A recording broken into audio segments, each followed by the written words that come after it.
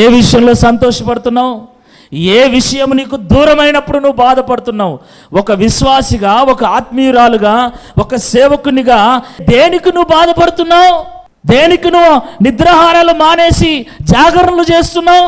దాని మీద ఆధారపడి, వాడి మీద ఆధారపడి, ఆ పరిస్థితుల మీద ఆధారపడి, ఆ డబ్బు మీద ఆధారపడి, దాని మీద మనసు పెట్టుకొని, వాళ్ళ మీద మనసు పెట్టుకొని, ఈ లోక సంబంధమైన మనసు కలిగి మనం బ్రతికితే అవి వాళ్ళు ఒకరోజు మనల్ని వేదనకు గురి చేస్తారు.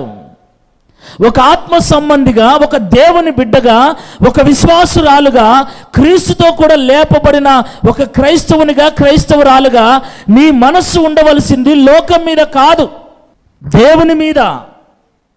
దేవుని మీద మనసు పెట్టుకొని చూడు.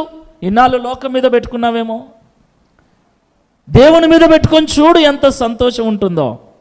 అప్పుడు పొర్లుతుంది సంతోషం.